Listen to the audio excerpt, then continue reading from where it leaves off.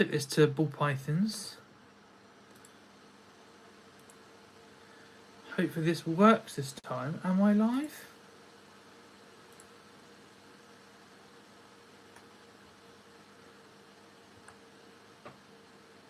Yeah, I'm live. Lovely. Right.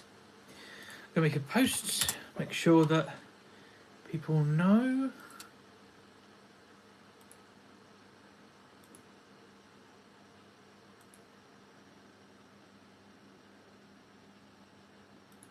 Nice. Well, we'll wait until a few people roll in and then we'll start talking about ball pythons. I want to keep it to ball pythons just because we've been talking so much about cohabbing ball pythons lately. Hello guys, we've been talking so much about cohabbing ball pythons lately that I wanted to do a live and just chat about it because so many people have so many questions and it's difficult to answer them a reel at a time. So I wanted to try and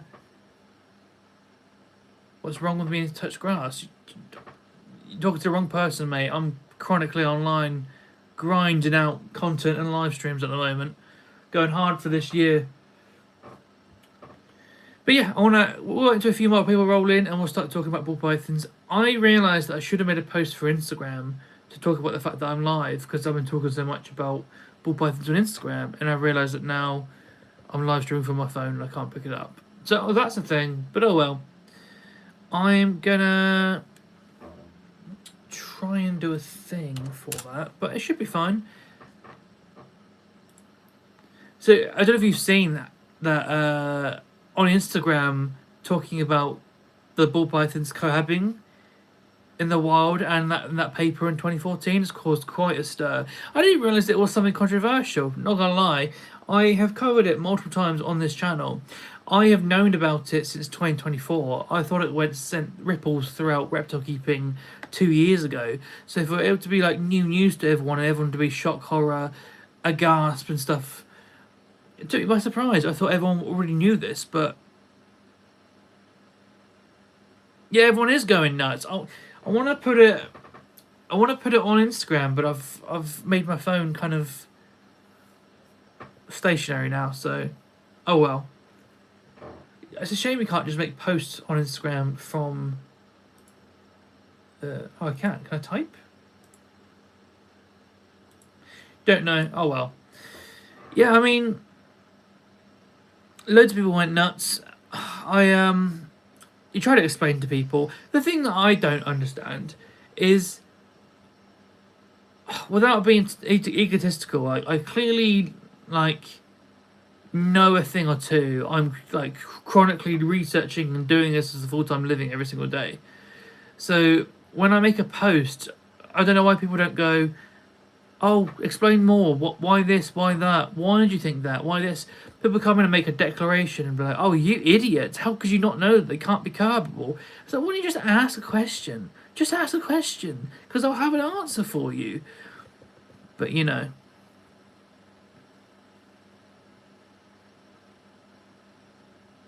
Yeah, the thing is, they do so naturally in the wild. Now, there is a question of, like, do they do so all year round in the wild? But the thing is, the wild is so... It can only take you so far in terms of guidance. The rest of it needs to be...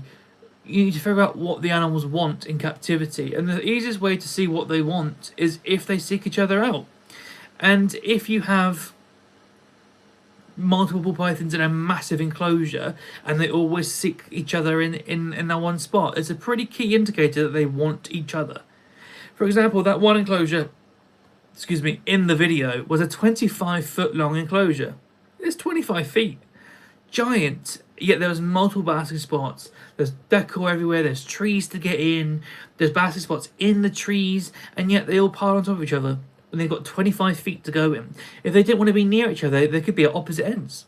Opposite ends. There's a basking spot at either end. They could never be near each other. But yet, together like glue. Yeah, people want to be right. But the thing is, people don't know, clearly, because I thought more people knew about it. And I don't think the information has trickled into, like, mainstream knowledge yet. I think people are still like, they're going to eat each other. The funny thing is that ball pythons don't eat reptiles. They eat mammals and birds. That's the only thing they've ever been recorded to eat in ever in the wild. Yeah, they might have freak accidents, one at either end of a rat in captivity, but then don't be stupid when you're feeding them. Sorted. Yeah, literally. Like, I've seen the eco herbs. That's pretty cool. And yeah, they seek each other out. I would quite happily get another one for my 7 foot. I've got one girl in a 7 foot. I could get another one. My problem is like, do I get another snake? Just it needs to be the right animal. I don't need to get like any old snake to shove it in there. I need to have a purpose, and it needs to be the right animal to put in there. So, but I'm not against it. I cohab Texas rat snakes, so, and I cohab Raken's dragons, and I cohab sand snakes, and what else do we cohab? A lot. I cohab a lot. So you know, the ball pythons, I wouldn't think anything of it. They're not going to eat each other. They're not. I've got snake eating snakes cohabs in this tank right here. The ball pythons ain't going to do anything. Yeah, exactly. They cuddle, which is why. Here's the thing, right? So many people come in like, I wouldn't use this language. That's anthropomorphism. That's unscientific. I'm like, come on. What I'm trying to do is make content for someone that works in a taco truck that got their ball python from PetSmart, doesn't even know about any of this. I'm trying to make something that they can understand. If I start going, well, they get together and it's stigmotaxis and like, they cuddle. It's the same result. They cuddle. Like, I don't need to try and flex scientific knowledge. Personally, as I've been doing this for a while, I used to feel that way when I was younger. I used to want to say all the big words and stuff. But when someone comes across like that and they're like, well, what? And they start trying to use the terminology and stuff, it doesn't make me think, oh, wow, they're really mature. They know what they're talking about. I actually see it nowadays as a sign of immaturity, actually. And it's someone that doesn't feel they feel they need to prove themselves, because if you know your shit, you don't feel the need to try and use the biggest language. You just say it how it is. For example, straight away I was like, they cuddle, because they do. That's what's like. They cuddle. They just cuddle. Cohabited corn snakes. Yeah, I've got Texas rat snakes, which is the same genus, Pantherophis. I've got them. I've got babies in faunariums in pairs, and then once I clear, not that one. That's the corn snake. Got one on the opposite side. I sold some spot pythons from there. Once they leave, I'll be putting 4 rat snakes in together in one viv.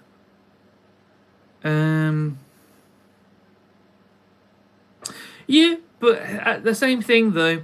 Like they go get a 40 gallon for a ball python, and then they see that, and then they go to the care guide where I talk about it, and I say, if you want to do it, you can do it, but you're gonna want something like a 5 foot or something.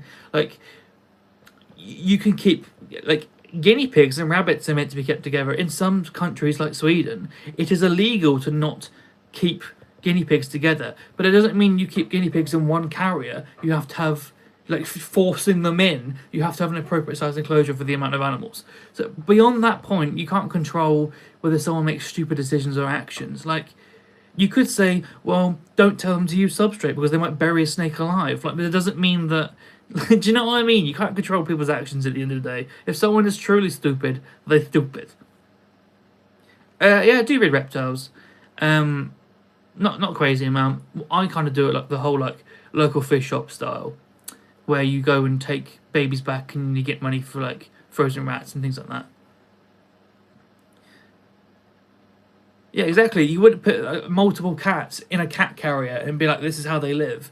And I wouldn't be afraid of thinking that people are going to do that, just talking about, like, you can have a multi-cat household.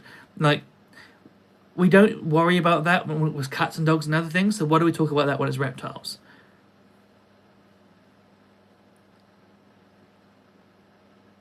Here's the thing, though. Ellie, who was the other half of Reptiles and Research, she did her thesis on corn snakes, and she had a bunch of baby corn snakes in this big setup with this cork rounds and stuff that were, like, all up in the air along, like, branches and stuff, and they all piled into the one piece of cork. It was like a 4x2x4, loads of baby corn snakes, and they all piled into one hide. there was nothing unique about it thermally, and there was like many opportunities to get away, excuse me, and have your own hide, but they just choose to go together. Like, it happens over and over and over again, but for some reason so many people are like, no. But then here's the thing: the advanced keepers just stay quiet because they can't be bothered to engage with random keepers that want to like be like that on the internet, and they just crack on cohabbing, and that's the way. But what I want to do is being like, it's the truth, so just say it. Like, why are we tiptoeing? I think mine would be depressed or stressed, and I separated them based on how they intentionally seek each other out.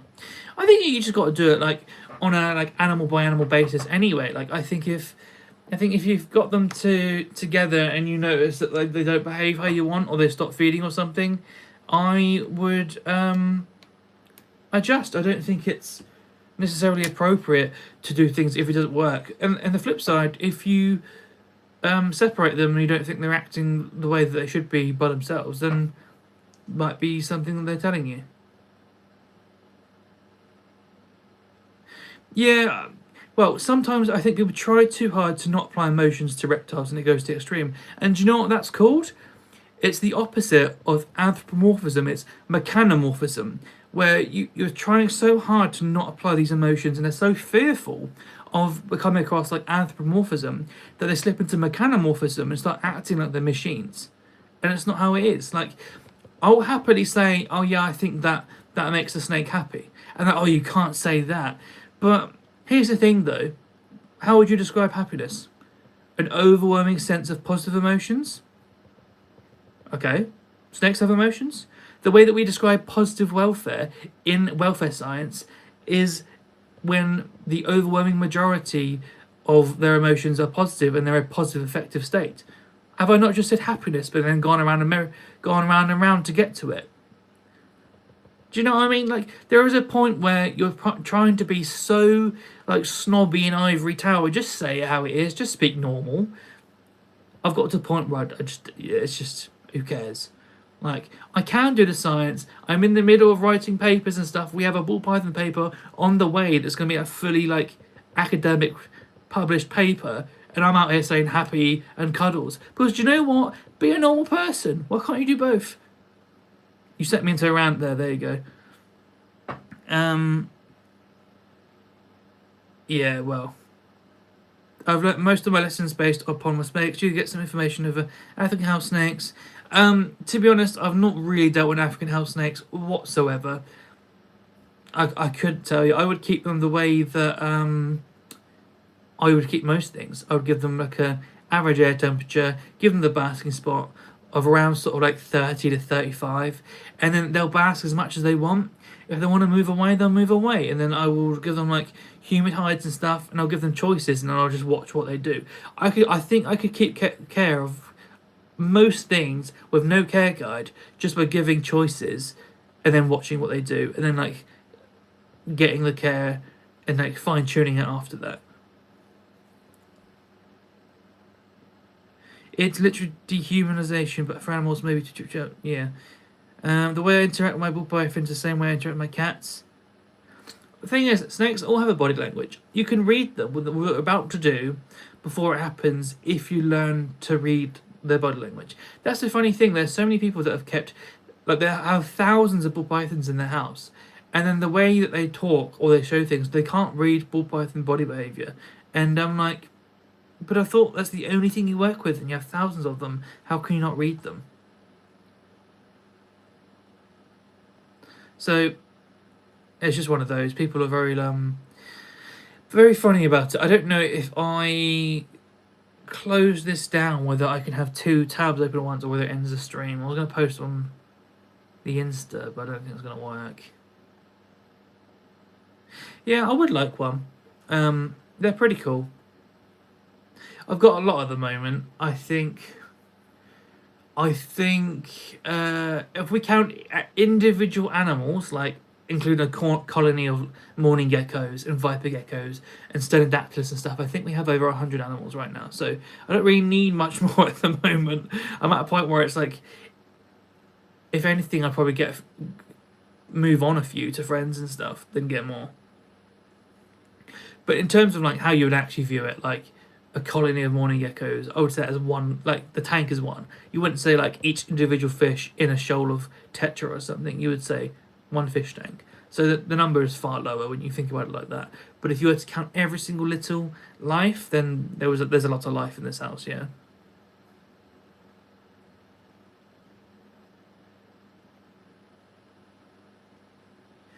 Let's see if I can. I haven't got the charger for that phone. I gave it away. That's annoying. It's down there. I'm gonna read that. Agreed that the next animal we're getting is a blue-tongue skink. I really, really, really like the idea of a blue-tongue skink. That has been something that's been tempting for me for a while, and I think maybe at some point. I mean, I think it's a fantastic thing to recommend as a pet. It's like they don't get metabolic bone disease without UVB if you give them proper things, and they can have a really diverse diet. So you can feed them a lot of things with all the vitamins in it and stuff. They seem pretty solid in terms of a recommendation for a pet, but I would actually have to. I mean, I've worked with them. I've worked with loads in stores, but there's a difference between having it in your house and working with it in a store.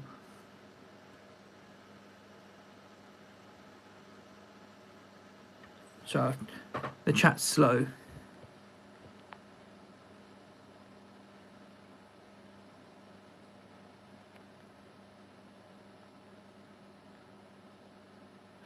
Yeah, I can make more videos on MBKs. I need to redo my care guide because I think I can say it better. I think sometimes I slip into like really scientific wordy talk just naturally as part of my rhythm, and I need to like talk like the funny thing is I'm trying to teach myself to speak normally and say things like cuddle and that's how you make the snake happy and stuff, because that's how you help normal people learn things. And I'm actively trying to teach myself to speak normally, and then you got loads of people out there that are trying to, so desperate to be seen as an expert, they're trying to like make themselves use all the big words, and I'm trying to do the opposite. I'm trying to say happy, I'm trying to say you know. But yeah, I will make more. Snyder skinks are cool. Potatoes with legs, they're like a little slinky. I love them. I would like to get. I nearly bought some Easterns because then they're cold tolerant, which is what I think would work in my house. Because my house is so cold, so I think that would be better in my house. Oh, I don't know how that phone is dead, but that's fine. And I think I could probably do an open top then if I wanted to do that, but they were so expensive. They were like nearly £2,000 for like a 1.2, which is like a boy and two girls. So that didn't happen. Yeah, but I'm not bothered about people thinking I'm dumb. If normally it is like someone young, someone in their early 20s that makes a comment and they're like, haha, this guy's dumb. And it's like, okay, cool. Meanwhile, like, I'm qualified, I'm writing papers, I'm teaching people how to look after reptiles every day. It doesn't bother me that some random person made some stupid comment. It's fine. If they want to think I'm done, they can think I'm done. And then I'll see you in 2 weeks and you realise that, like, I'm teaching everyone how to look after reptiles. So it doesn't matter. Like, there's no point being egotistical about it.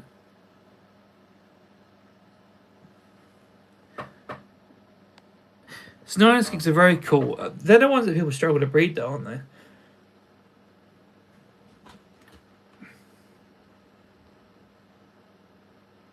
Of course, the phone's dead.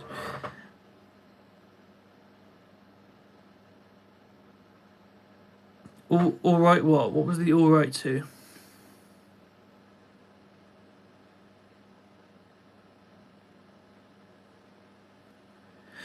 So, the thing with that paper is that I've made a reel that's going to come out at some point, me talking about this, but the funny thing is, everyone says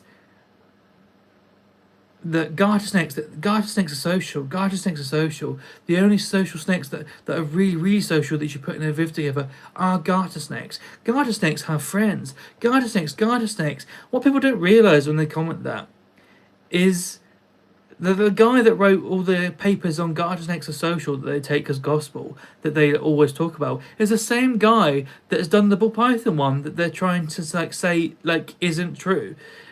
It's the same guy.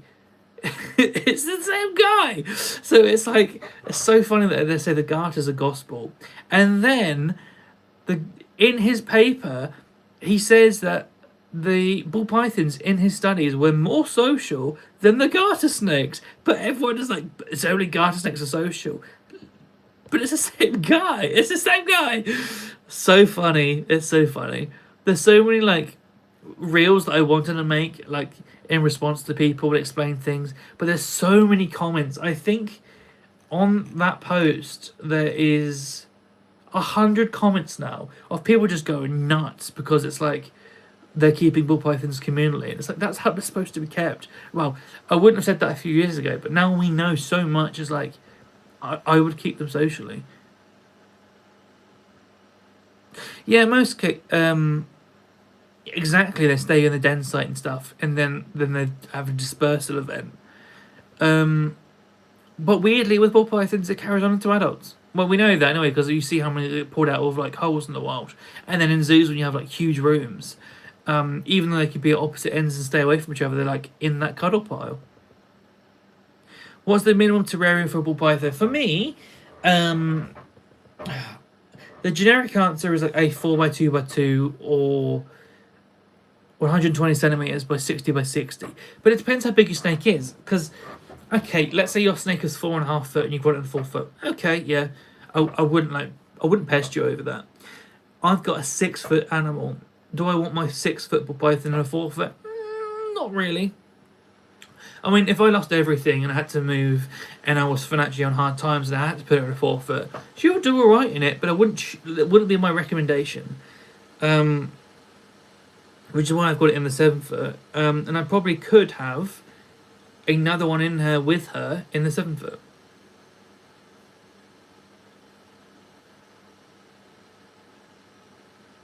Well, I'll have to bring up, because it was in a Zookeeper journal, where there is like a Zookeepers Association that we and Eddie are part of, and in that journal that they do that goes through your like post everything, Eddie's thing was in there.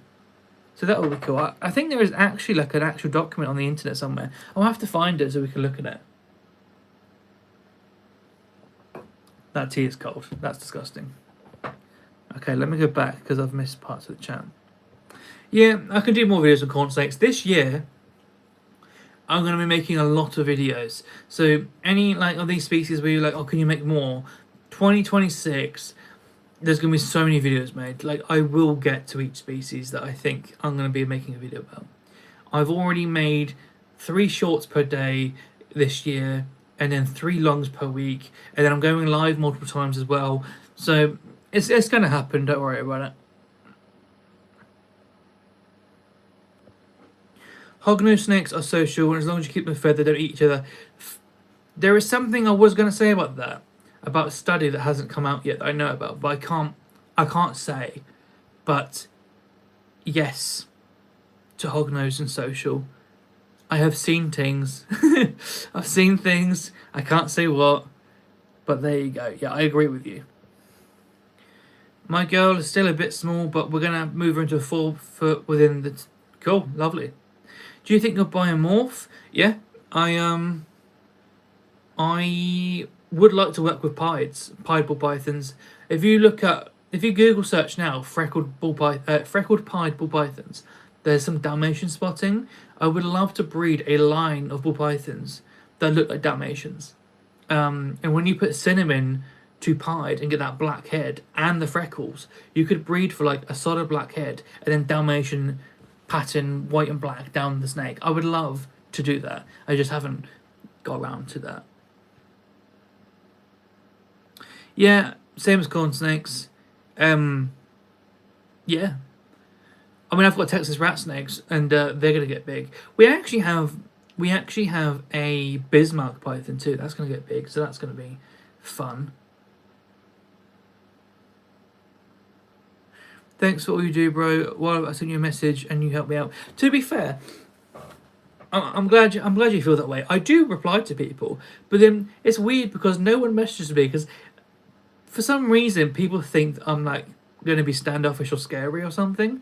Like my friend, who's another YouTuber, messaged me and he was like, "I thought you were going to be like really dickish," and he was like, "You're actually all right." And then other YouTubers he started chatting to, he was like, they were really weird with me, and it was like you weren't part of the club.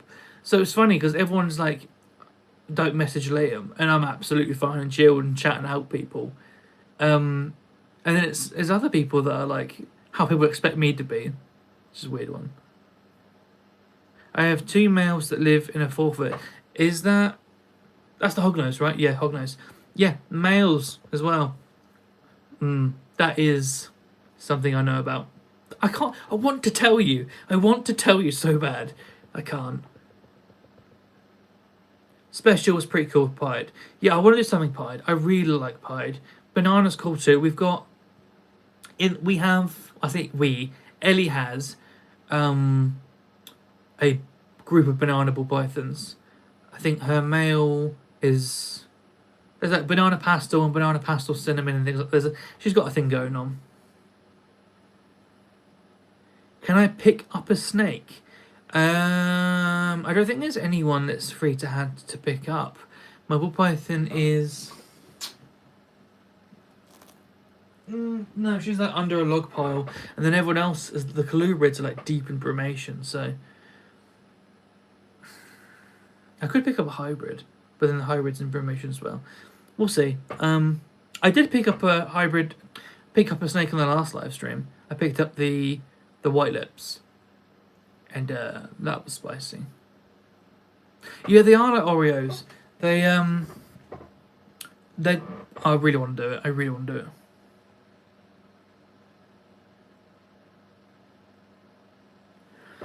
The only problem with cinnamon is you try and keep a line. It's not reading to keep the line. Cinnamon. So are you saying the super form of cinnamon is fatal? That's interesting. Okay, well, when I would actually would properly do a project, I would have to really plan it. But I didn't know that about cinnamon. Yeah, the white lips cool. I'm looking forward to having those as adults. I'm gonna try and breed those. That'll be really cool.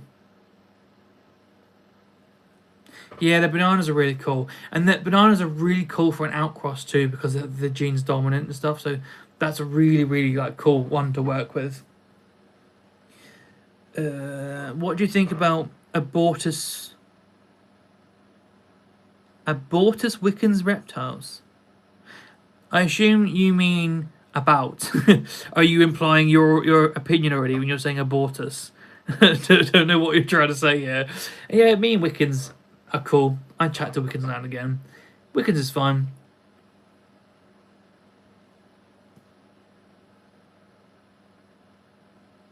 Banana and Clown's cool though. I like Banana and Clown. To be fair, I like a lot of morphs. I have I think it's called Pink Passion. A Pink Passion hognose that I picked up recently. That's really nice. But I'm really into the hybrids. I have some absolutely stunning hybrids. That no one appreciates but me, but I have some beautiful animals. And I really hope that I can make what I hope I can make next year.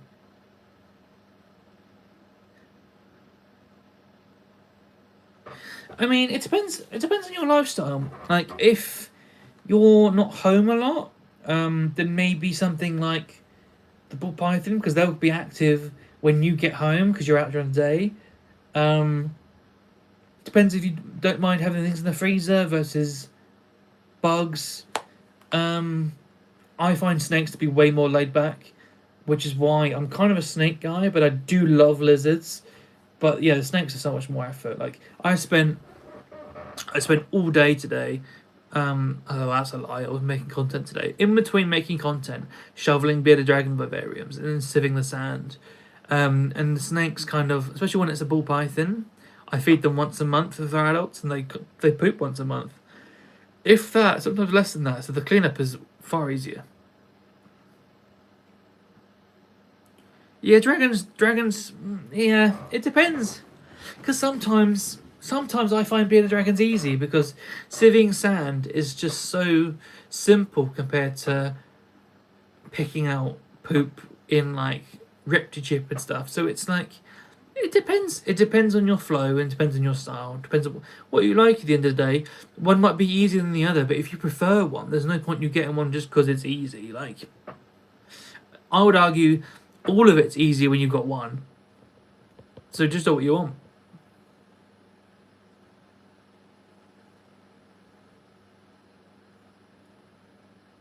Has anyone seen the picture of the freak accident ball python that like swallowed another ball python and then they split thing? Has anyone seen that? I don't know how to bring up pictures and stuff in the middle of this, and to be honest, I'm worried about pressing things that I don't know what they do as well.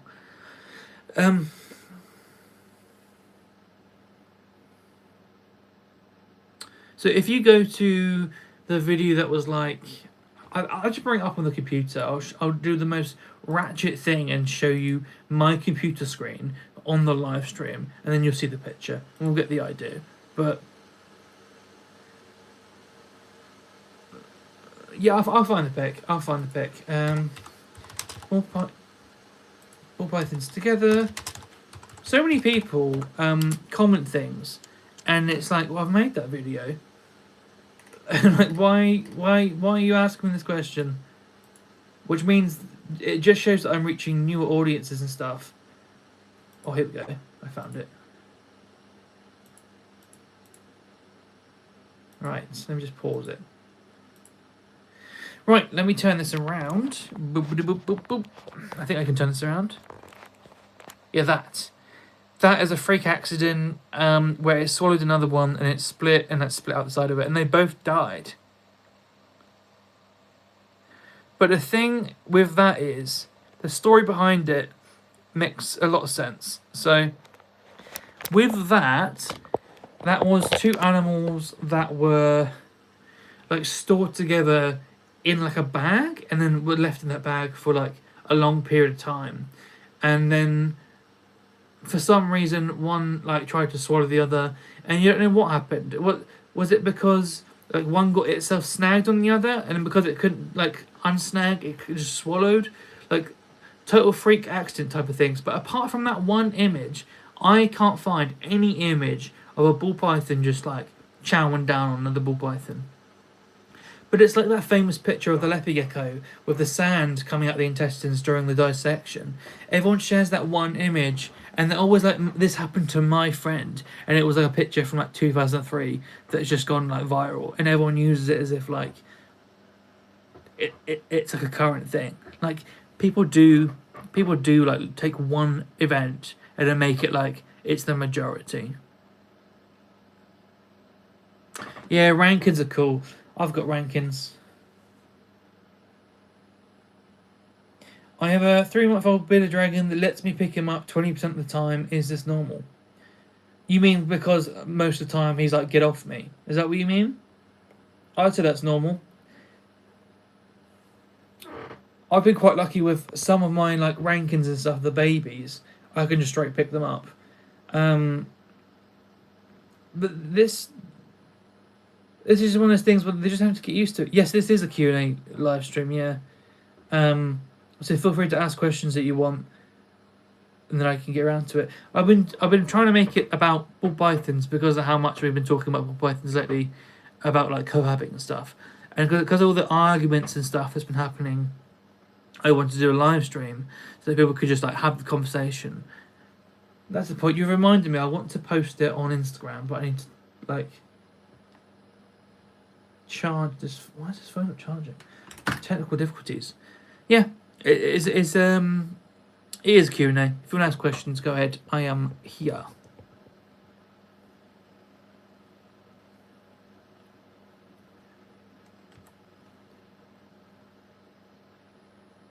My snake's yellow.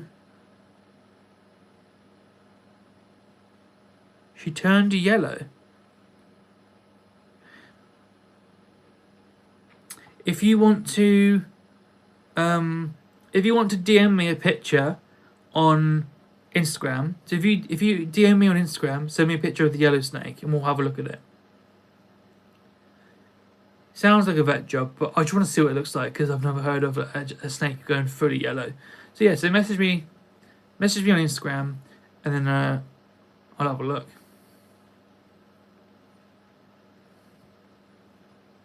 Quite interesting to see it, to be fair.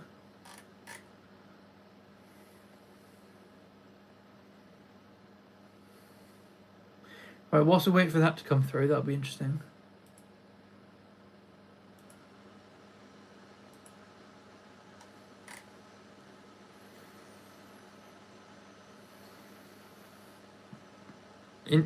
Wow.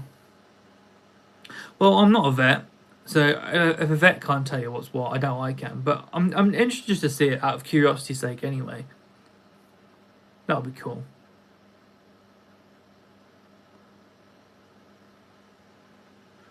Let's see if I move from this tab, does the stream?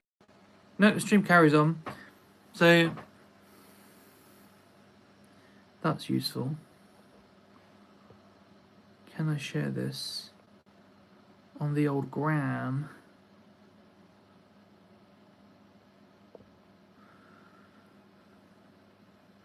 If animals are living a life not living, would they try to kill themselves? I don't know if it's like that, like existential, like humans. I think things do like slam stuff against walls and stuff like that, but not necessarily like I want to end it all to that degree. Give me a second. Oh dear, that was weird.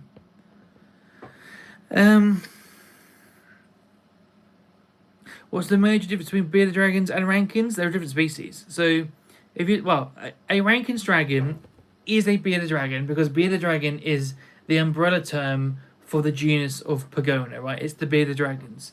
So then within bearded dragons, you have the central bearded dragon, which is the common pet bearded dragon that everyone just calls a bearded dragon. And then Rankin's dragons are also Pagona. They're called Pagona henry-lawsoni, which is just a different, smaller species of a bearded dragon. Whereas our normal bearded dragons are the centrals, and they're called Pagona viticeps. It's just different species of a bearded dragon. But the umbrella thing, they are bearded dragons, but not bearded dragons because people only call viticeps bearded dragons in the hobby. Does that make sense, or did I make that way too convoluted?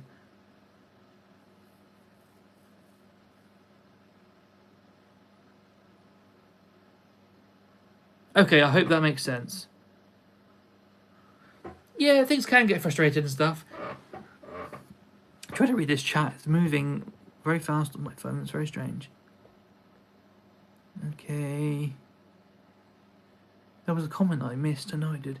What's been going on with ball pythons? I don't know much about snakes, to be honest. So, ball pythons, as of recently, of 2024, research suggests that they are social and they will commune in den sites together, much like we know about garter snakes and stuff. And the same guy that wrote the papers saying that garter snakes were social is the same guy that's just done a paper on ball pythons, and he says that ball pythons are more social than garter snakes, and which is similar to what we see in the wild because they're always being pulled out the same hole together, and we see them in zoos all cuddling together in a pile and stuff. And to be fair, I've seen that happen just privately.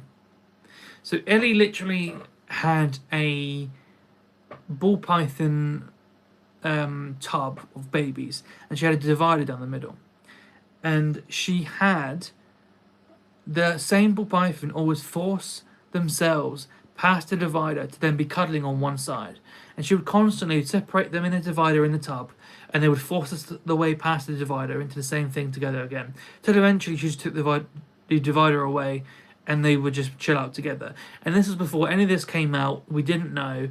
So it's funny that even before then, we started seeing things like that, literally just me and Ellie, like behind Reptiles and Research. And now it's like a well-known thing. Like, they're performing socially in studies. So There's probably a reason that happened, because they wanted to be together. Literally force a barrier out of the way to get to each other. I mean, one of the ways that you can measure how much an animal values something is to ask them to work for it. So sometimes in farm studies, to measure how much something wants an object or a resource, they'll ask chickens or sheep to go down a corridor that's blowing hot air at them with pistons and noise and stuff.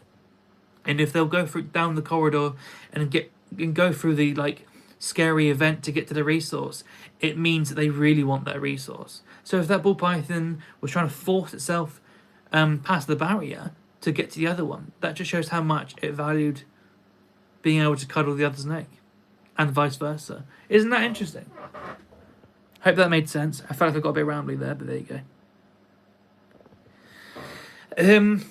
I can do. I don't necessarily have any that I'm selling right now, but Eddie did just pair the banana ball pythons for next year. So going into next year, there will be banana ball python babies that we can sell. We were just going to sell it to shops, but if you want a baby banana python and you're in the UK, just DM me on Instagram.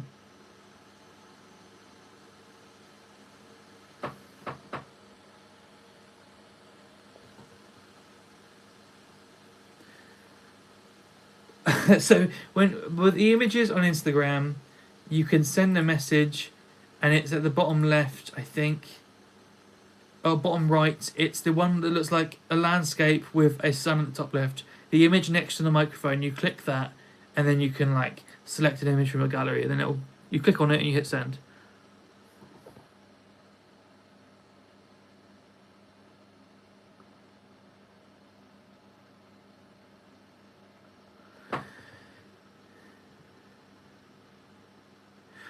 Are you saying you've experienced like male ball pythons fighting? And when you say fighting, what were they doing? Can you describe the fighting to me? That'd be interesting.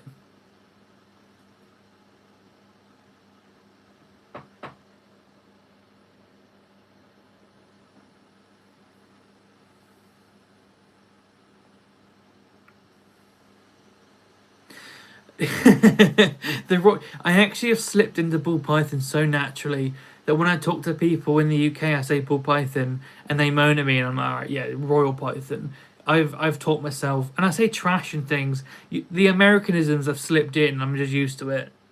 So, and I make sure that the reason that I make sure that I say ball python and not royal python is when I make videos,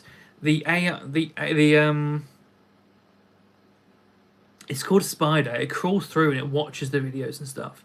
And then based on the words it hears you saying and stuff like that, it will then put it in like search and stuff. So if I say ball python in the videos versus royal python, there's however many, so 1,000 people searching royal python and so many more searching ball python. So even the way I speak makes a difference to how many like people the video gets served to and stuff. So I've just trained myself to say ball python because it's my job. So there's no point me saying royal python and getting a fifth of the amount of views, you know?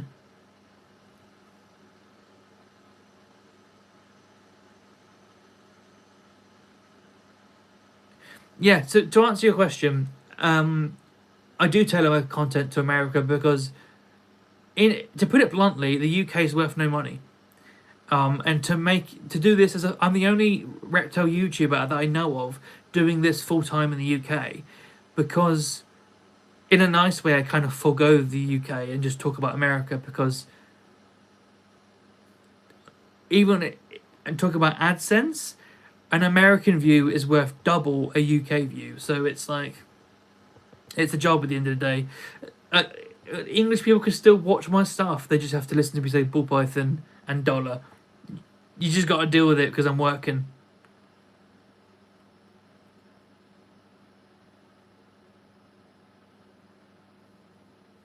I mean, the other way that I view it is like, it's all common names anyway. None of it's correct. Ball python or royal python, or the Dutch call them king pythons. I like king pythons. I think that's really cool.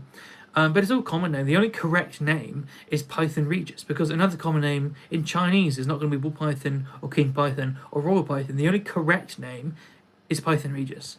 But I don't say that because that makes it sound even more stuck up. And no one's searching Python Regis, so I'm working the job, so to speak. Yeah, it's marketing, exactly.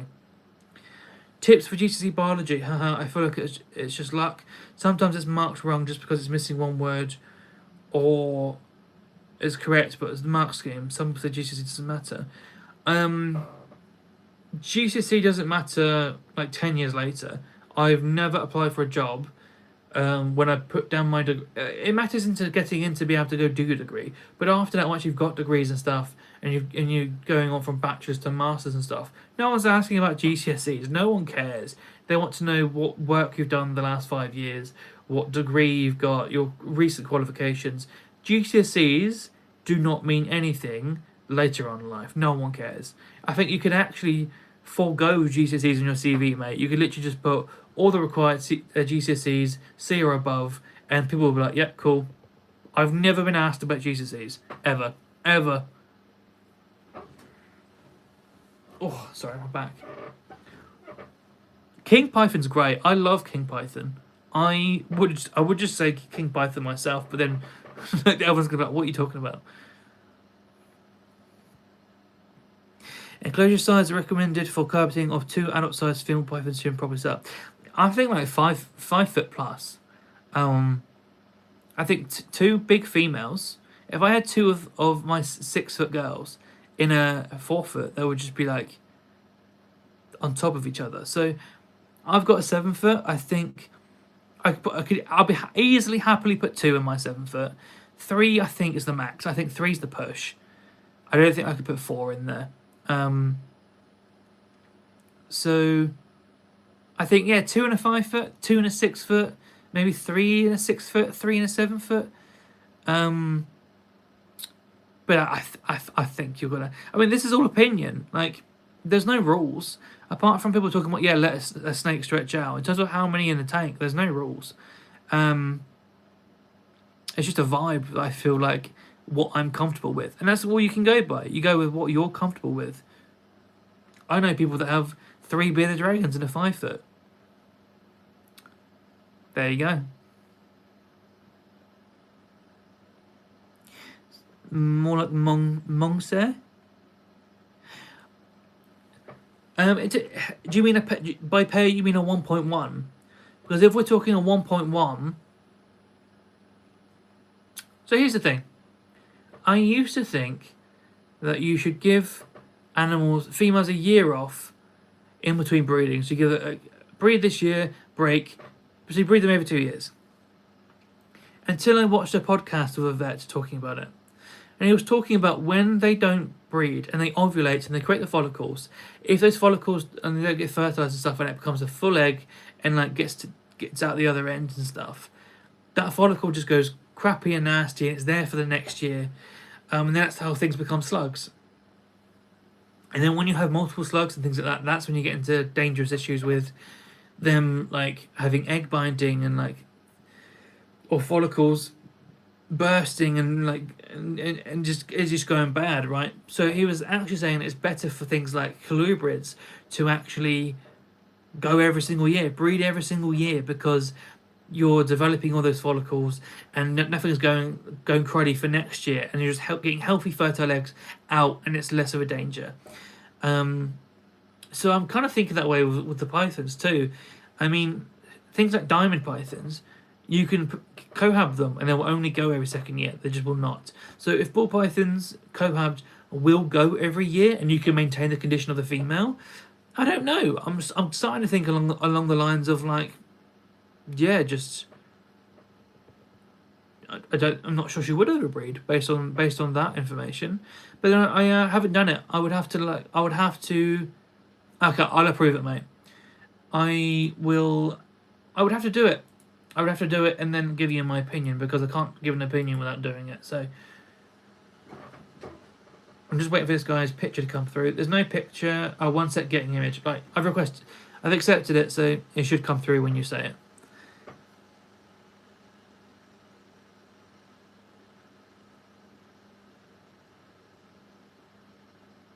That's weird, because I'm literally on the message to you, I could literally send you an image. I could literally be like, here, have a picture of a chameleon. There you go, send it. Have a picture of a chameleon. So I could send you an image. That's weird. What have I missed?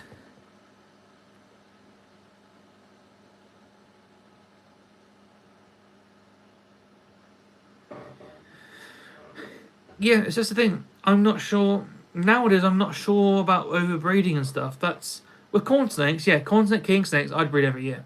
A lot of colubrids I'd breed every year because that's what the conversation I listened to that vet talk about was about. But I don't know about the pythons. But then so many ball pythons in zoos breed every single year because they're kept together, and then they just destroy the eggs, and they still that footage that I used in that video of that communal group in that zoo. Those animals are 20 years plus, and they breed every year. So I'm kind of the opinion of I'd give a pair a go personally, and I am thinking about it. I have another normal male that I could put in with her. He's quite a shy one, and he's unusual for a ball python because he'll bite. What he does, he goes into a ball, and if you go to pick him up in the ball, he'll be in a ball, and he'll suddenly go ah, and just like launch and try to bite, and then go back in the ball again. So he's a bit unpredictable and he's a bit stressy. So I was wondering if he went in with a really chill female, whether like he would chill out because he's in with a chill female and like he can calm down. So I've been thinking about it. Yeah, I wouldn't just breed any. I wouldn't just breed. What is it? Oh yeah, it's a ball python. But like some of the things that I think of when I like what lines I want to do, it's 15-year plans anyway with lots of holdbacks and stuff. So it wouldn't even be relevant because the time I'm ready to release things, the market will look so different in 15 years time anyway. So that's how I think about it. But I wouldn't just put normals out there and be like Blanc. Right, these images have come through, so let's look at these.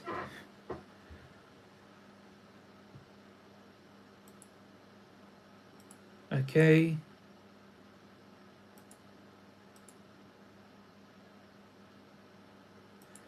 Is that not just the morph that your snake is? I don't know what more. I don't know the morphs that much. I assume that's like a genetic stripe or a highway or something like that. I mean, it doesn't look like. I'll show it on the screen. Let's look at this. That doesn't look like crazy. It just looks like, yeah.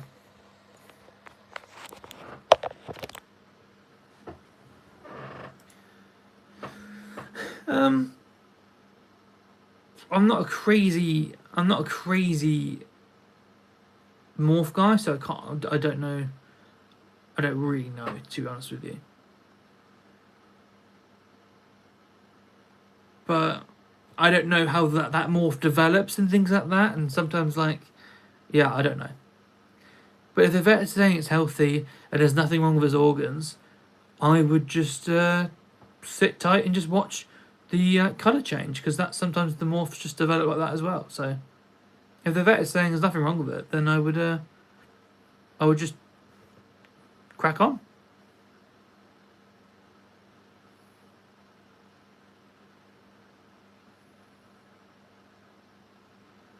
Yeah, there's a lot of morphs that like they colour up and stuff, and they change. They go for like a big change. So I wouldn't panic too much. Look at especially when you heard a vet say,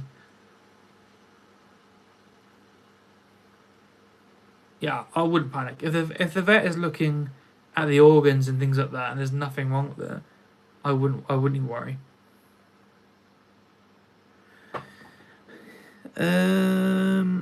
Some look way different as the the best way to heat large bearded dragon enclosures for babies in the winter. Is that a statement or are you asking a question?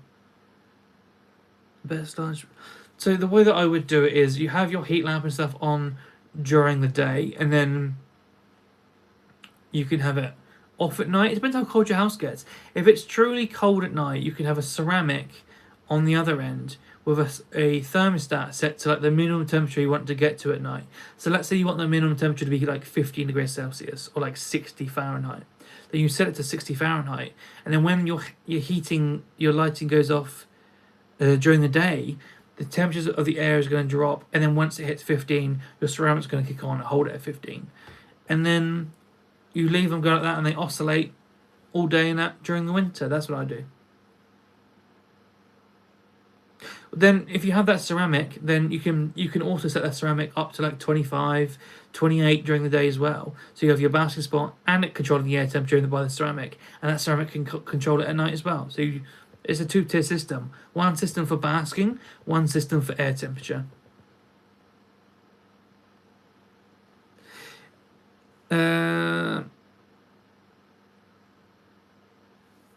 Or coloured down, one that's bright black to the baby, and now it's turned white, brown, grey. Yeah. I think the Xanthics do that. They like brown out a lot. Any experience with old ball pythons over 21-year-old plus format? That's really cool. Mine's pretty. I think mine's wild caught. When I picked her up from the shop I used to work at, I was like, which one is this? It was like, I think that's one that came from Ghana years ago. And he was like, yeah, that's one from Ghana. That's an import, so I think it's wild caught. And then later on, he's like, oh yeah, that's one of my ex-breeding females. Oh no, I produced that one. So it's like, I can't get a straight answer, so I don't really know. But yeah, she's a big girl, and I know she's older because her head's massive. You can power feed young animals, and they'll get fat and big, but the head stays really small, like a little pinhead on a big fat body. It's only when they like had time to age and grow nicely that the head gets big, and my ball python's head is massive. So I know she's an older girl. I would imagine 15 or something. That's as much experience with the older girls as I've got, and I'm not treating her any differently. Not treating her any differently than usual.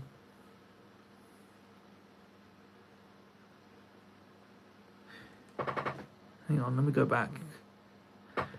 Thanks for all the advice. I'm not always saying it because I'm confused. Yeah, no worries, mate.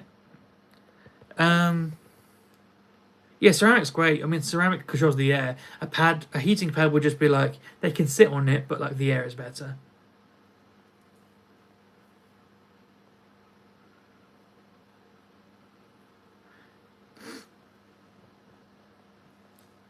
I mean, it could be. I mean, I honestly don't have an answer for you. I don't know about that ball python. If you've been to the vet and they say that its organs and stuff are fine, I wouldn't even worry about it. I posted up above how they started fighting. One travelled a bit to seek out the other, and they started resting. Were they like wrapped and like rolling around and stuff? That's so interesting. You can ask Cornsec questions. I'm not going to be like, no, talk about anything apart from ball pythons. I've answered bearded dragon questions, so you can ask. I just got my first Mexican black king snake. Mexican black king snakes. Oh, I almost lost my girl recently. I thought she was going to die. I don't know if you saw that video. She got like a weird bacterial infection from the substrate that I used, and then once she had antibiotics, she was fine. But she looked like she was on death's door. That was, I could have cried. That was rough.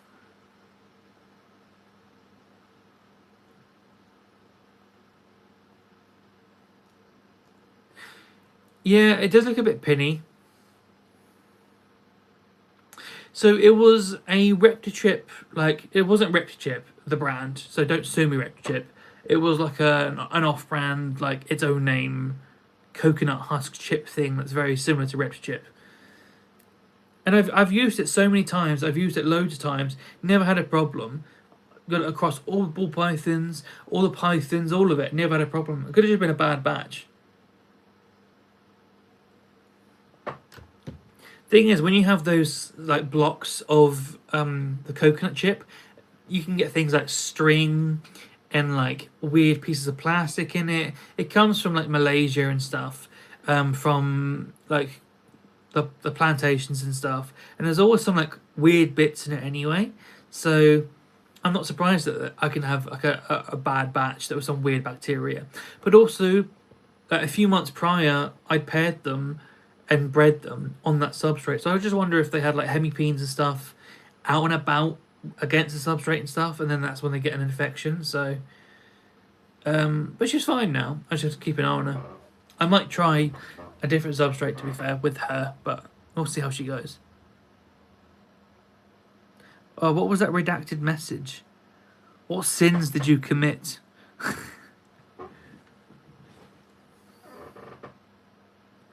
Yeah, straight STDs. Yeah, the male's fine, weirdly. You'd think that he would have, like, a problem with his hemipene or something, but no, absolutely fine. I'm going to try and actually post that we're on live on Instagram. So this is going to be very meta, but I'm going to take a picture of you guys, which is basically just a picture of me.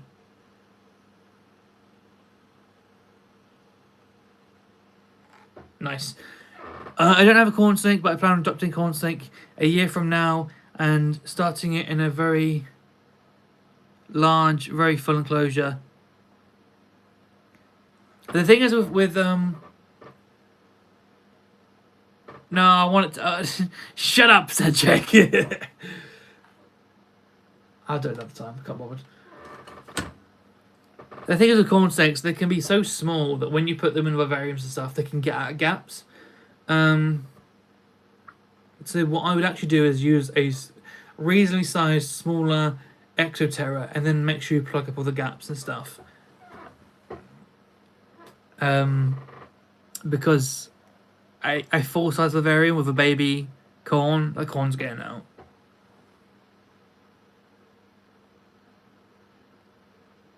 Yeah, I've got the Southerns. I could show you the Southerns. I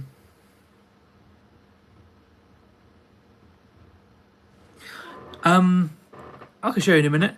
They're doing great. If I'm honest, they don't do anything. They sit in a hide. And they come out for an hour, wander at night, and go back to the hide again. They move less than my Royals. The Royals are out and about, and but they are wild caught, so they're probably like, hell no. And then the shop I got them from had them in a rack for like 6 months, so I got to give them their time of day, you know. Do I find that Instagram comments are more hostile because it seems that way with the platform? I think what it is, I think I have not really uploaded on a lot of platforms in a lot of years, really. It's been very much, I've all focused on YouTube. So I feel like I've cultured an audience on YouTube that knows that I know what I'm talking about, and that knows that I normally prove to be talking sense, and like I prove myself over time, right?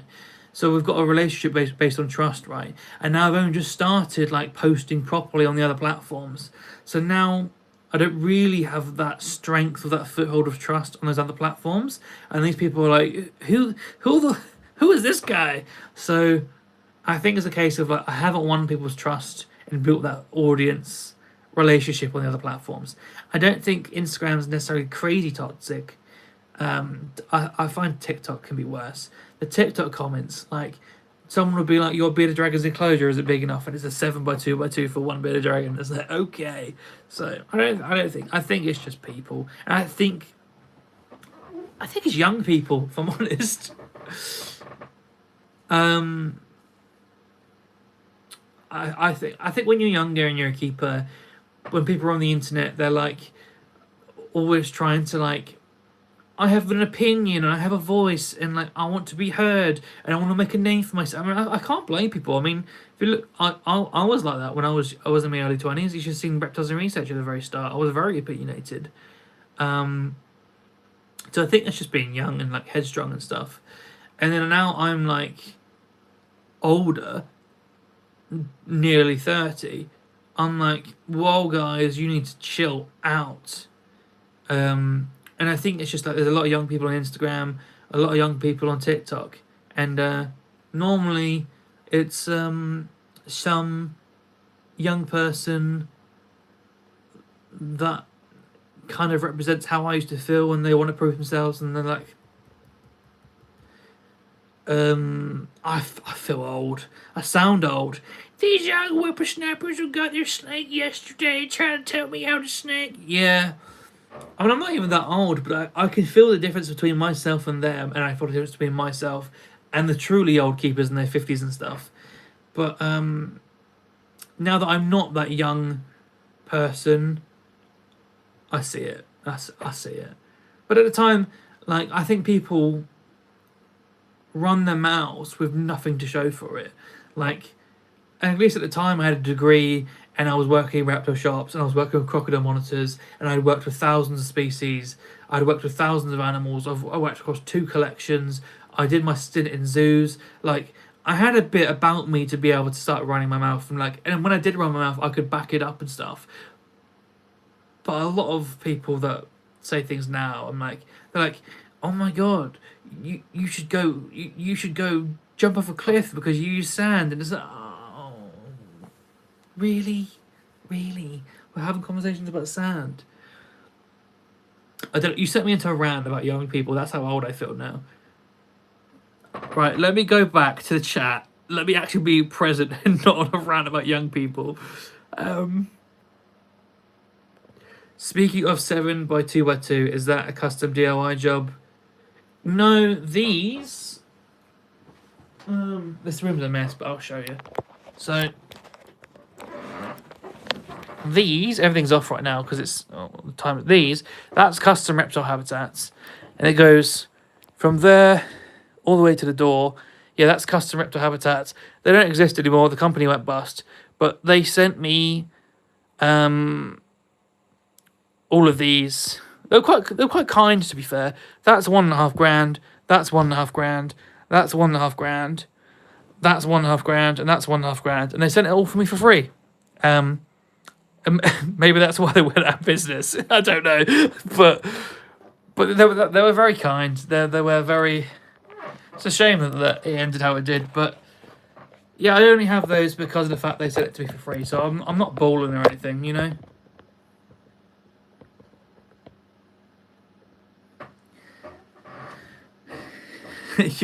You're so old. You sing 67 Merry Christmas. Yeah, I found that funny. It bothered me, so I was like, this is gonna bother someone else. That's why I picked it. I was trying to rage people into commenting.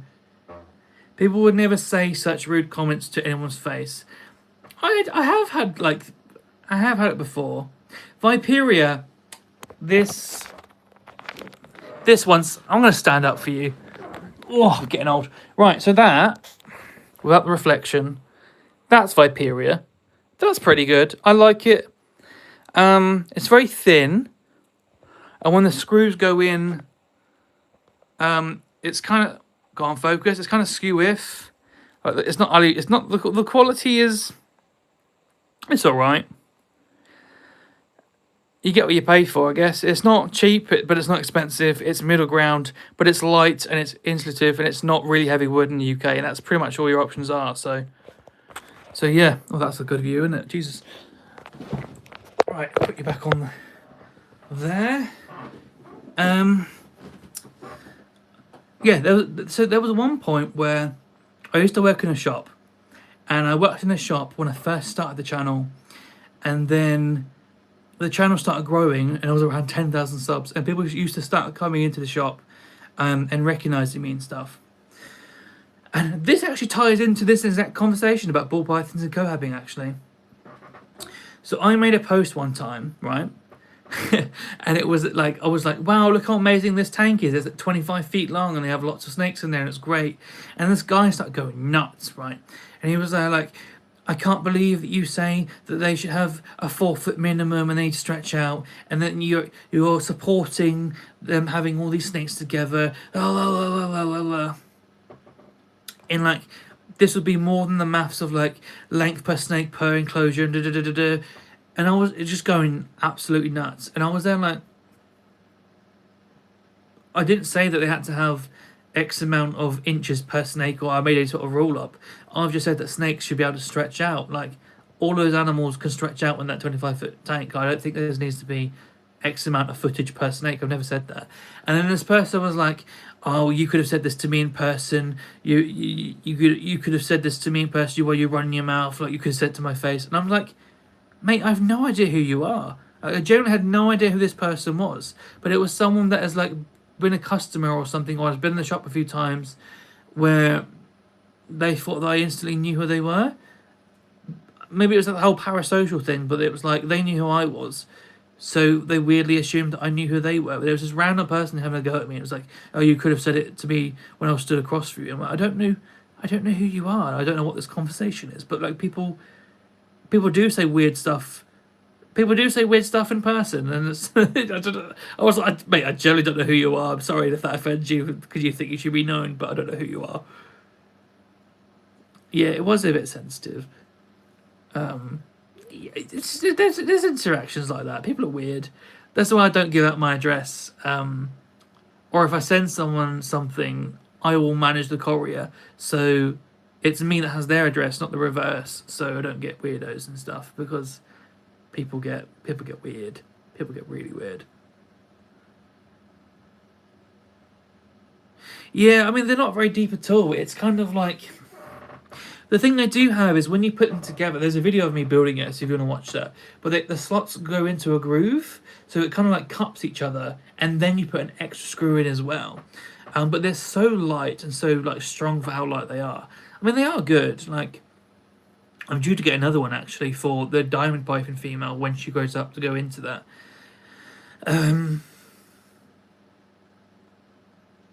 Yeah, I do like them. I would like to get the ones where it's like the whole door opens and there's like a clasp and not like glass sliding bit. So then like smaller snakes like can't get in between.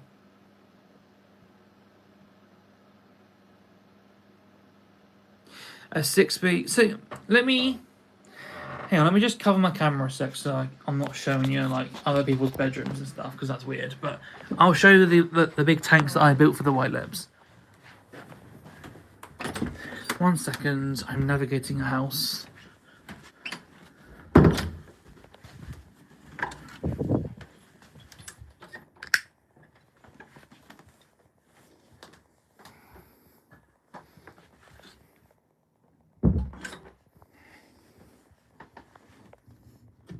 Right, let me open that tank.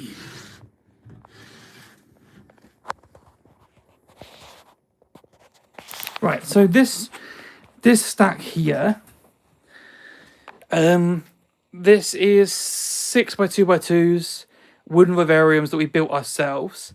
So they're actually 3x2x2s, but there's a gap in between. So we cut open the hole in the middle, and then I don't know where the snake is. It could bite me. I don't know where it is. And then there's a gap, and I put a batten in between. So they're screwed together and painted over, so it looks like it's a solid enclosure, but it's actually two 3x2x2s next to each other pushed together. So whenever we want to move house or something, they just come apart and then they can fit in our car because a 6 foot won't fit in our car. So I made clever plans to like make it movable. But I built 2 6 foots essentially, and it cost me £300. So it came to like 3 sheets of OSB 18mm for like 23 quid, which I spent like, what, like 90 odd quid after they paid for cutting and stuff, maybe like 105 or something like that. And the glass was really expensive. A local, a glass broke. I paid like 80 quid for the glass. And then these runners, you can get them on eBay.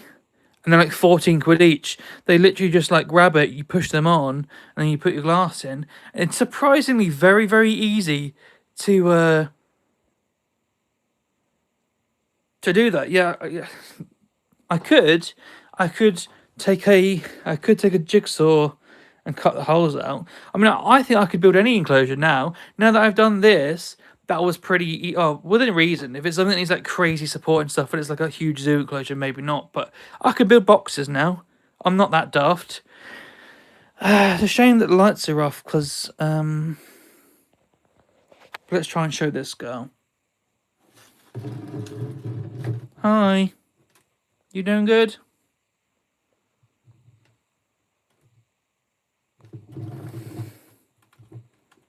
She is a bit like, fuck you, Liam, so I won't push my luck. This is very much a hook snake. But she is stunning. Very cool snake. Can I touch you, or are you going to fuck me up? Sorry, I forgot the foot. Can I touch you? Whoa. Whoa. Maybe jump. Okay. She said, fuck are you? Can I put I can't put my hand in now. She's going to launch at me. Okay, what we're going to do is just shut that. There we go.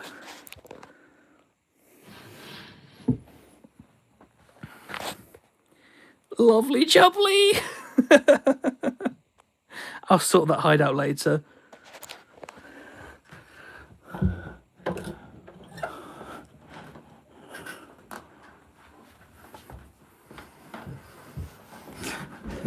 I'm evacuating. I'm leaving. I was never there. I'm sorry. Don't hurt me. They bit me once before and it fucking hurts. Right, there we go. You nearly got me killed, but thanks for that. I've missed the chat. I was trying not to bleed.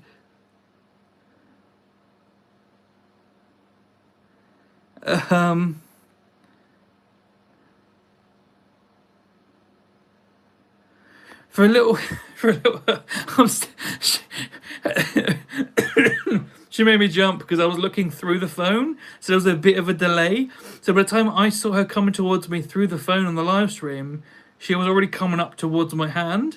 So there was like, for a little, I considered working at a Reptile shop, but the one around me is just worst in every way, making me doubt whether I want to deal with customers. How was your experience? It's alright. I think I'd fare better nowadays than before. Like, I was a bit more opinionated and stuff when I was younger. Nowadays, I'm like, if you want to keep it that way, you keep it that way. I'll just clean it like I'm told. It's not my animal. It's not my responsibility.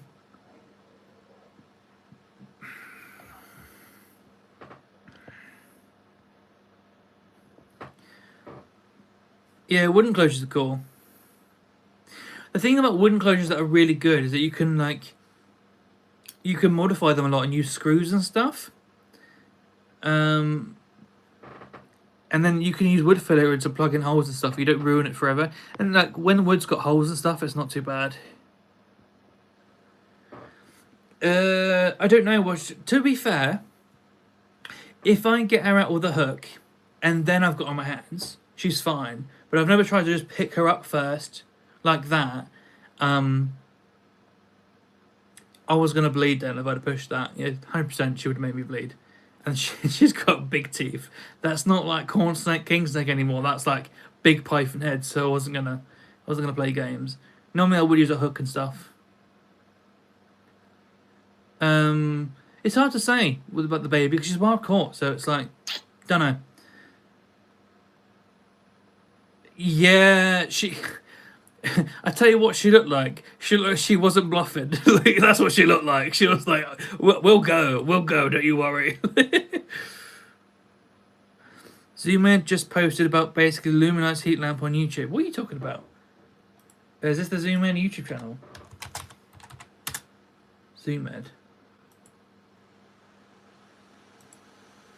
Right, hold up. Thermostat. Is it a short?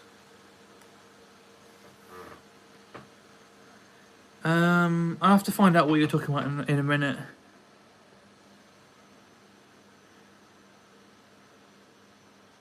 Have I tried keeping any species outside? Yeah, we've got tortoise, which is a northern Turkey locality. I didn't know what it was. To me, I'm like, yeah, it's tortoise. It's a oh, I've blanked on what tortoise I own. It's gone. It's one of the subspecies of the Greek spurs. They're more black. It's a YouTube short. Okay, is that the Reptiles UVB LED? Oh, okay.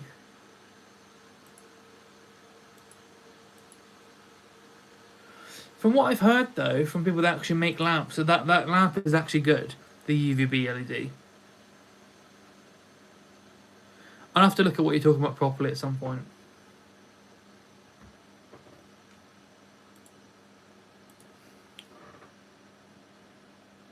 Does it trigger anyone else? I'm sat here thinking I haven't put that hide down, I haven't put that hide down, I haven't put that hide down, and it's bothering me that I haven't put the hide down.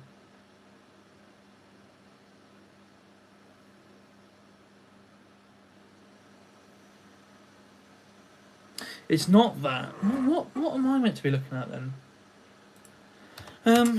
It's not that.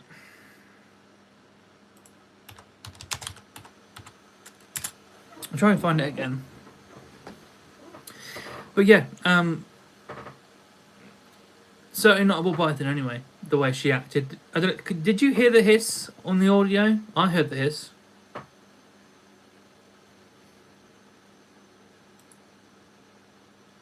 The ultimate bearded dragon habitat.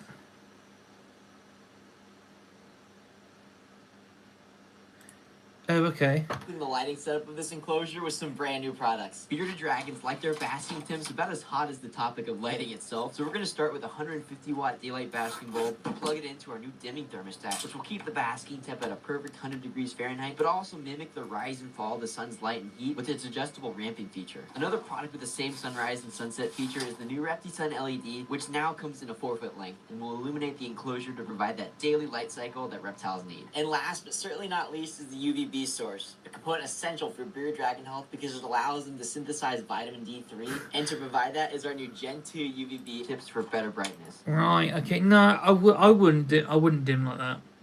Not for me. The problem is you're going to lose power density. You're going to lose all that heat when you dim it. So, no, not for me. I would be using that. But at least they're innovating and stuff, though, right?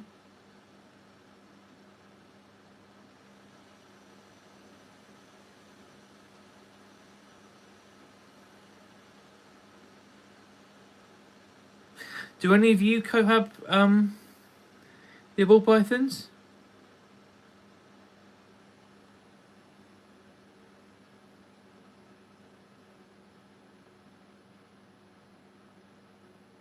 If they need light to live, so they don't need light to live. They're very similar to us, where like going out in the sunshine and stuff is great and it's good for you. But we could live in an underground bunker and we wouldn't die. That's the similar. They're not like a bearded dragon where like they have to have UVB or they die. They will crack on just like we would, or blue-tailed skink would, or any other snake of that matter in that way. It's just that when you give them like proper lighting, they do much better health-wise. Just like we would. Getting out in the sun's good for you. You cohab rhino rat snakes, that's cool.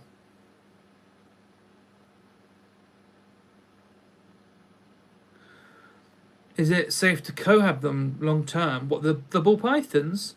Well, I mean, for example, that group that I showed in the footage from that zoo, that group has been cohabbed for decades.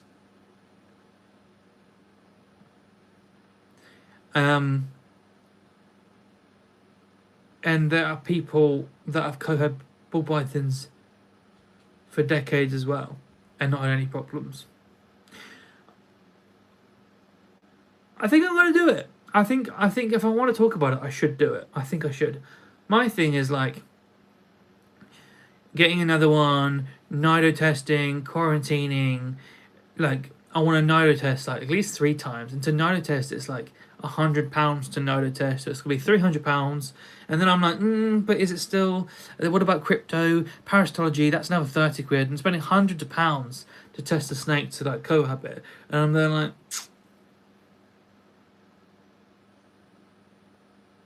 Your rhino rat snakes are all females, right? Okay, fair enough. And the other one that I would be tempted to put in there would be a male. So I'll have a male and a female. But the problem is, I don't want to put a male in there because I don't want the male to breed with her, because I want to breed her with something else, and I don't want her to be out for the count with a clutch from that male. So there's loads of variables as to what, like, how things go, but I would be tempted to put another female in there though, if I could find the right female. Maybe the thing is, me and Ellie kind of run two separate collections in this house. I have my collection and she has her collection, and I didn't really want to I don't want to take one of her snakes and put it in my tank with my snake, but I don't want to buy another snake just to cohabit. So it's one of those.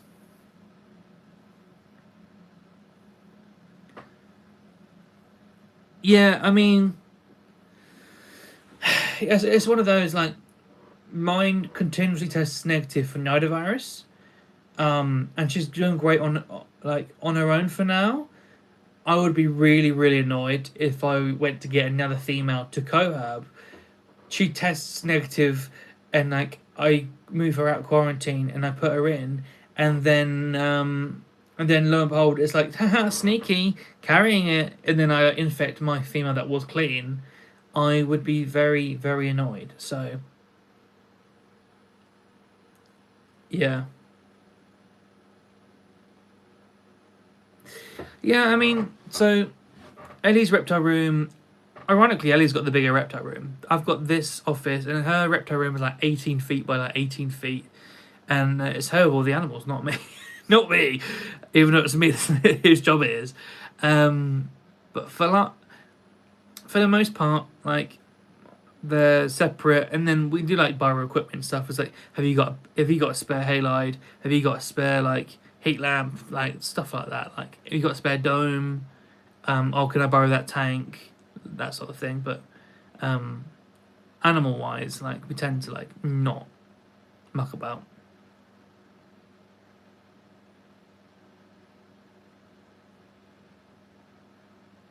Oh no, Nido is here.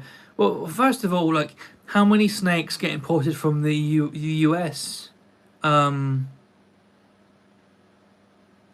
Well, I mean, we've had we've had a bull python with Nido, that was symptomatic and got put to sleep, and then thankfully, it's all testing negative at the moment in this house and has done for years. But I mean, we've had Nido. I said, makes it sound like we've had Nido and it's like everything's got Nido. We had one animal come in that was in quarantine, tested positive, was symptomatic, and it got euthanized because it was like just like losing loads of weight, and it was basically gonna die anyway. So you just had to like limit its suffering. But like, it's in the UK, hands on. I've seen it in my own hands. Nidovirus in the UK, it's here. So the green trees have their own strain of nidovirus as well. So the green trees coming out the wild with nidovirus sometimes as well. I actually, ironically, posted a nidovirus video guide today, so that's out there talking about like nidovirus and stuff. But yeah, there's different strains for different species as well, which co-evolve with that species. So nidovirus isn't just one thing. Nidovirus is it's like COVID, right? Nidovirus and COVID are the same family. So like, there's many different strains of COVID. There's many different strains of nidovirus, or serpentovirus is the other word for it. So it's like that.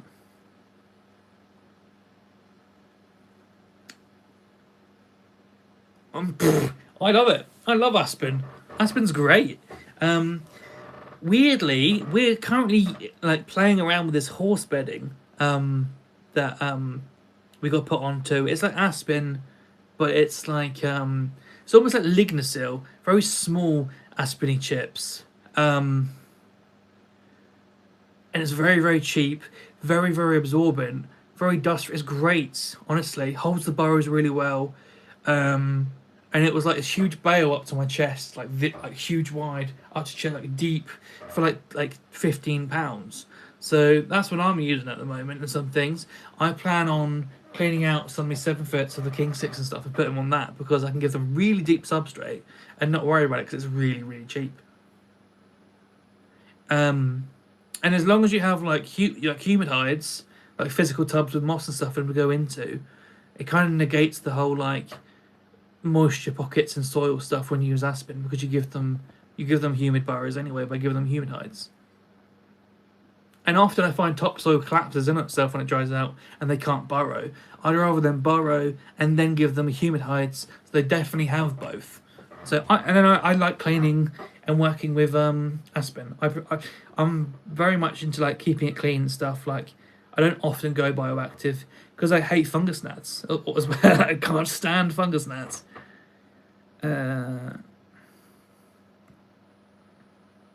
I'm happy we don't have many cotocities with the new cow geckos.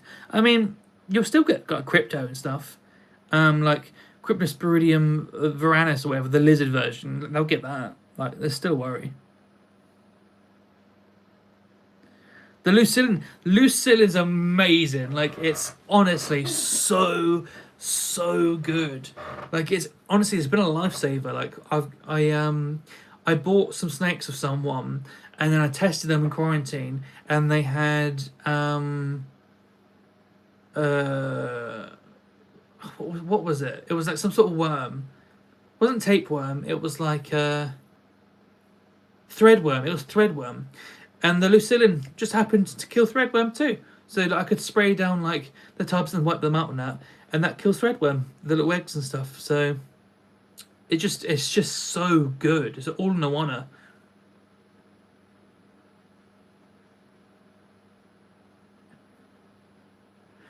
Beach chips, not as good as like the actual aspen shavings and stuff, because the aspen's like interlocks and it holds their tunnels and stuff. The beach chips I find just kind of sit flat. For me, I prefer the shavings because they like hold their burrows and stuff and their tunnels. Funny how a lot of other branded things are better than Reptile branded. Sewage pipes are so good.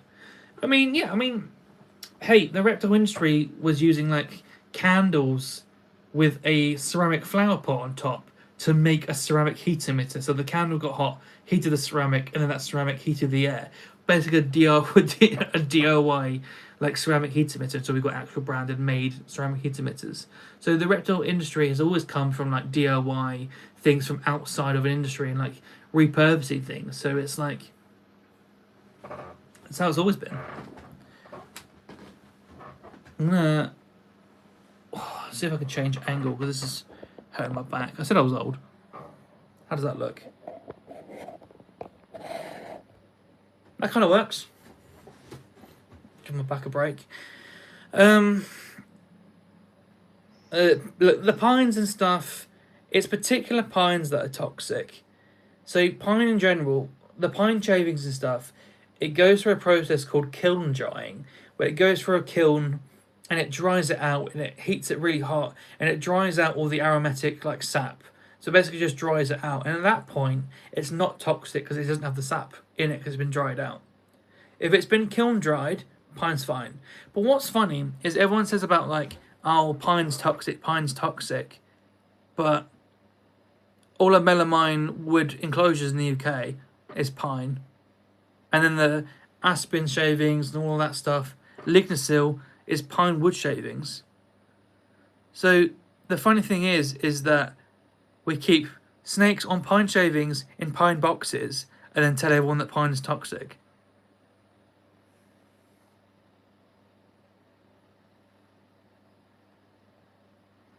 Any cool DIY reptile projects when I'm bored? I've seen there's bug slow dispensers or hides outside enclosure. I mean, I use things like this. Ow, hurt my hand.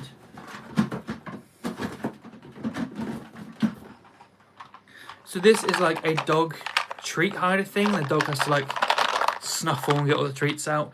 I like to put like pinkies in these and like leave it kind of a little bit ajar and like have like the king snake like go find it all and stuff. And the bearded dragons will use their feet to like get to the mealworms and stuff. So things like that, that's cool. I have like enrichment things around the room to do stuff like that now and again. A whitelist. Oh, that's a heavy topic, isn't it? So, oh, Ashley, what a heavy topic. Um, so a white list is a positive list, and that's basically when your government puts up a list of reptiles that you can keep, and then anything that's not on that list is banned. So, yeah, and then it's the opposite of a blacklist. A blacklist is when they have like a banned list of species. So it would be everything's banned unless it's on a list of things that they've said that you can keep. You're fine. I'm just mucking about. Yeah, so if you look at like Belgium, I think Belgium, Norway and stuff, they have white lists where there's a list of things that you can keep and everything else is banned. Yeah, it is a bit of a touchy topic. I mean, like, there's nothing to like stop me talking about it. They're not gonna like hear you talking about like what it is, and then they're gonna come in and like do it. I mean, so I'll tell you what I think. I don't know whether it's gonna come or not. I don't know whether it will happen. I have been slowly shifting my collection or the animals under my care to be the big five things and stuff. And the things that I'm going to work with seriously and breed seriously will be bearded dragons, leopard geckos, like crested geckos, corn snakes, bull pythons, that sort of thing. Things that I'm pretty confident will be on any sort of like positive list or white list. One, future proof my business. And two, it's all the things that people are searching for and like for me to do my job anyway. So kind of diverge into this thing that makes sense for future proofing for like it will be on a positive list, and two, it's my job. So I say that and I bought white lips, but but for the most part I've been like focusing on making a focus of things on my collection that are going to be safe, essentially. I say that and I got loads of king snakes, so that'll be, I hope king snakes would be on a UK one, but they're not in the rest of Europe. So if that made sense, let me know if that made sense.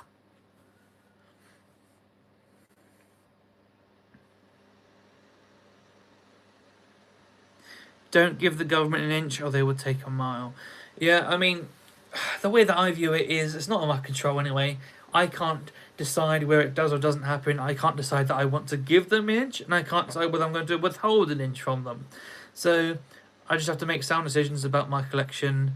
If it happens, it happens. It's not within my control. I'm just going to safeguard myself and make clever decisions, like I think anyone should.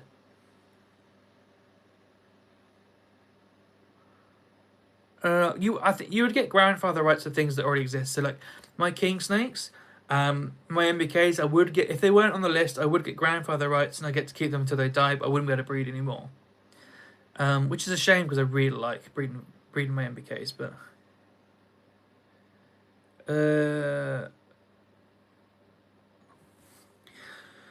well, in the UK, that kind of is the case anyway. Like in the UK, to have a venomous, you gotta have a license. You gotta have like a room with a double airlock door that's glass that you can see through. So if a snake's out, you've got like a door between you and the first door that you can see in. You got to have vet inspections, enclosure inspections. You got to have insurance policies for when it gets out. Like for the UK, it's like you pretty much can't have venomous on that list unless like you jump through hoops. So I tend not to worry about that unless you're naughty, and a lot of people do it naughty. But there you go.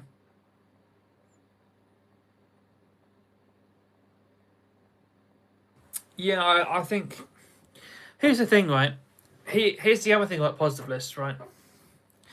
So the RSPCA have been fighting the breed-specific legislation of the Dangerous Dogs Act for years now because they think it unfairly criminalizes certain breeds and individual dogs that are absolutely fine, and it causes unnecessary suffering and heartache, right? So the world's largest and oldest animal welfare organization is up in arms about a piece of legislation that bans 5 breeds of one species. Could you imagine 1,000 species being banned? Like, the order of magnitude of, like, okay, you can't have your Argentinos and your pit bulls and stuff. What about every reptile ever apart from like 10, whatever it's going to be?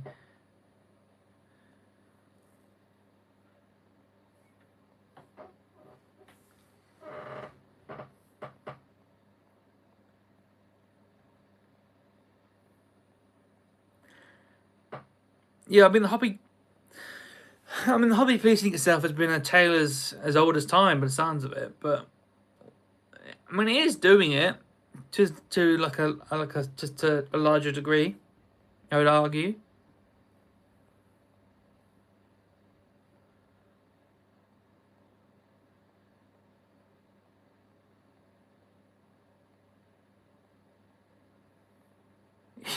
I'm just watching you guys talk about legislation now. Anytime that topic comes up, it's like, ah!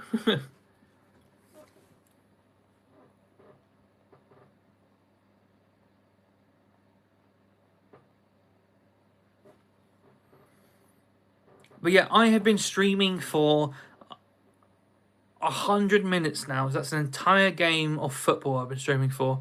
I think if anyone's got any more questions about ball pythons or anything, pop them in the chat now. If not, I think I am gonna wind it in. And honestly, I'm probably gonna go to bed now. It's 10 o'clock for me, so yeah. I mean, I was in Denmark recently asking people about their opinions and stuff, and people are quite worried about it in Denmark too. But this is better than football. Well, I don't know about that, but I appreciate that you enjoy it anyway. The best enclosure for a full-grown ball python, it depends, because if you're somewhere humid, you can go screen top. I would get the Filer Zoo, well, that Filer Zoo up there, or the one that's there, because it's cheap. And it's got a really solid base. It's already pre-sealed, so it's not going to leak. And it's really light.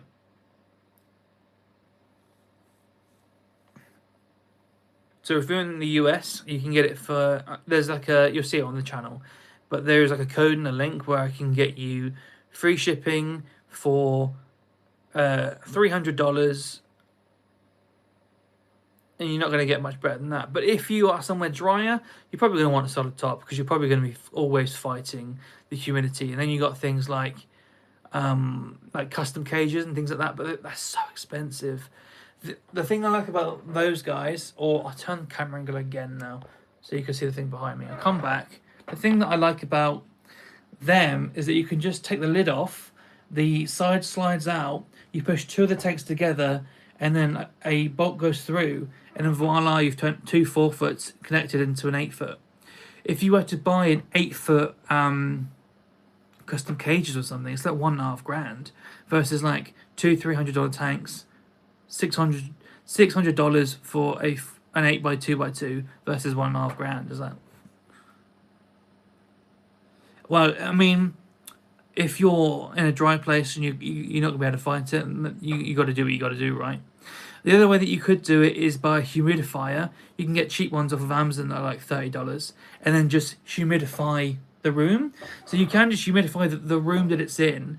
So as long as, like, if it's like a bedroom or something, you can shut that door all day and leave the humidifier going. And if you hold that room at 60% humidity, then you can have a screen top. It doesn't matter.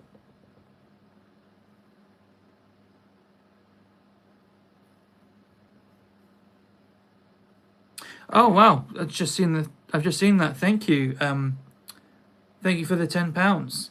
I'm glad that you think it's worth that. Cheers. Thanks, Daniel. I was too busy ranting about enclosures before I saw it. Thank you. There is a "Don't Pet Me, Cat Me." Yeah, I saw that. The things that they were saying on that, they were like, and the people that keep reptiles are poor, and it's like, you can't say that. It was like their low socioeconomic background and stuff like that, and like, it was literally like they're poor and autistic, and that's why they shouldn't be given animals. I'm like, how can you say that? You can't say that. That's crazy talk. Yeah, I think we'll end it there. I think we'll end it on poor and autistic because I think it's peaked for the night. It wasn't my words. It was the SPCA saying horrific things. There you go. Right, I'm going to wind it in, guys, before I say something stupid after that. Right, thank you very much, everyone. Last minute things. I'm about to end the stream. Right, thanks, guys. I feel attacked. Yeah, you go read it. Go actually read what they put. It's outrageous. Right, see you later, everyone. I'm going to bed. See you guys.